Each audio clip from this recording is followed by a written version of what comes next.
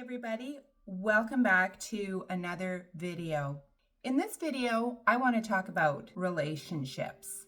Specifically, those relationships that we know are toxic for us, that we know are not contributing to our own growth, and why they're so difficult to let go of. I'm Iris Sirianni. I'm a self-love coach and a spiritual mentor. And to start off this video, I want to just say that the body of my work really focuses in on providing aftercare coaching to people who are spiritually waking up themselves. They are on the other side of substance misuse or alcohol misuse, and they're really wanting to change their life, because up until that point their life really has been falling apart and they've really spiraled. But now they find themselves in a place where they really do want to pour into themselves and really create a new life for themselves, a life that is very fulfilling and satisfying for them. And often in my work, what I see is the challenges that come up in their relationships, the relationships that they're having. And often what comes up for these people, you know that the relationship that you're in is not healthy and cannot support you moving forward. And so the transition process of ending that relationship, stepping into the fear of being alone and feeling guilty for leaving that relationship, and the thoughts of they were there for me in such a difficult time in my life and they supported me and they were there for me, that those feelings start to bubble up to the surface.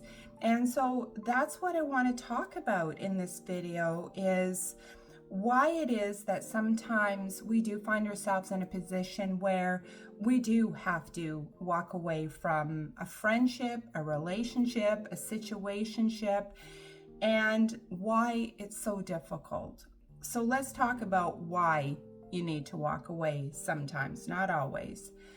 Sometimes we come together in our relationships because we resonate with each other, and the resonance has to do with the pain and trauma and the unhealed parts of ourselves.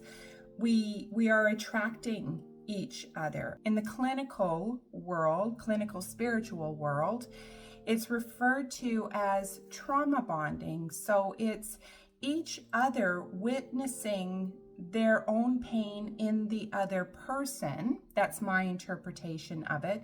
And you come together because you see each other's pain.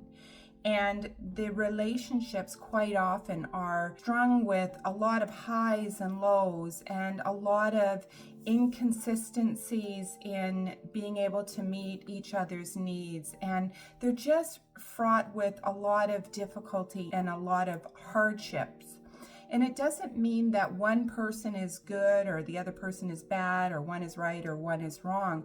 You're both good, but you both came together to see each other, to meet each other in your pain and walk together to move forward in your life.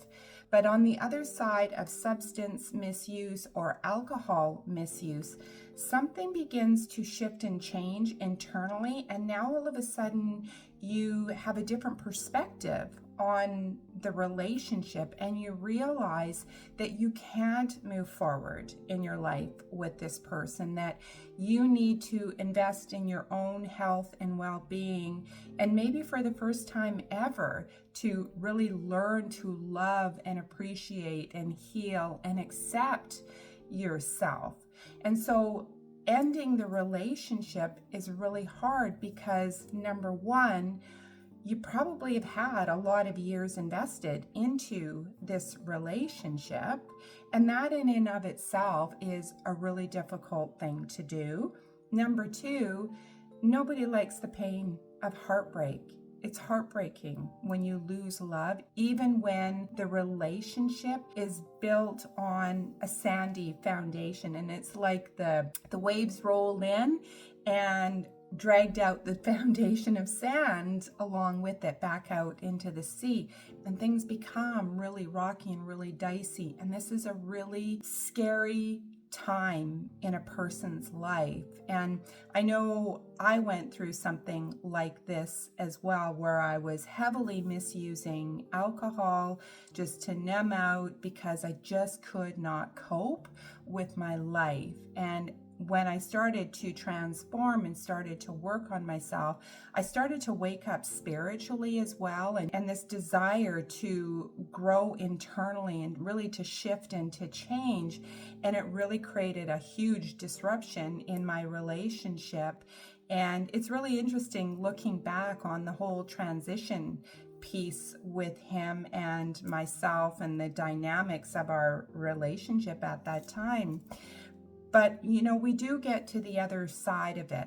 But I also want to talk about the other side of it, which is the guilt and the shame that you might feel in making the decisions to end the relationship and not move forward with this person. When you follow a path to personal growth, spiritual growth, and healing, so you evolve to be the best person that you can be, what happens is that it opens up an energetic gateway for the other person to also follow you on that path of personal, spiritual, and internal evolution and healing. We all have free choice, and sometimes you're ready and your person isn't ready, and that's perfectly okay.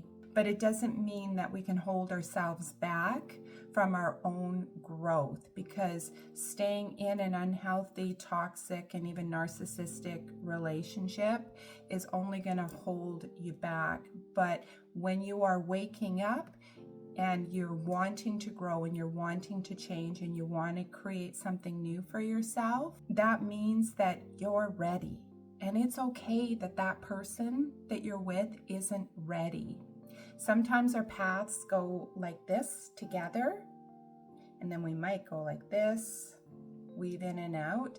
Sometimes we cross over, we get into relationships. It's a really cool dynamic, the way relationships work. But sometimes relationships, they go together in their volatility for a while, or even in their harmony for a while. But eventually something starts to shift internally and you end up going like this.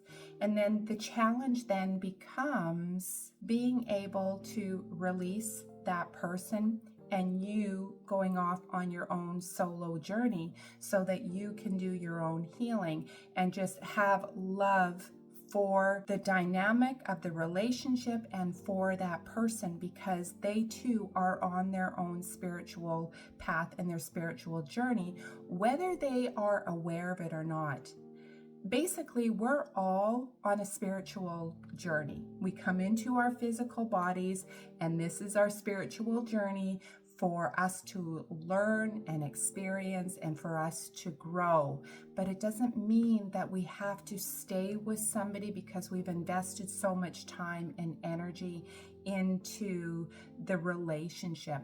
Sometimes we do need to split off so that we can grow and find our new sense of self and a new sense of purpose. So now, to deal with the guilt and shame, when you put in perspective that you are on a spiritual journey, you are awakening to something greater within yourself, and your soul wants to have more expansive experiences. When you keep the perspective that relationships are the dance that weave in and out of our lives, all relationships are helping us to grow.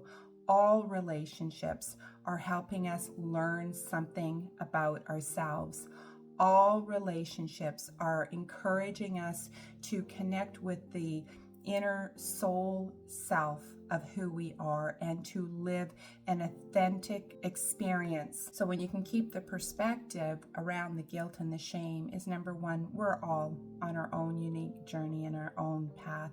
Number two, if you let people go and allow them space for them to heal themselves while you continue on your own healing journey and work through the heartache and work through the pain, and realizing that your growth will in fact impact their growth if they so choose. But we can't deny ourselves our own growth. So I hope that you found this video valuable and helpful. If you did, please leave a comment below. Let me know where you're at with things and some of the things that you're struggling with. And if you resonate with my content and my style, please like, comment, share, and subscribe. And until I see you on the next video, take good care.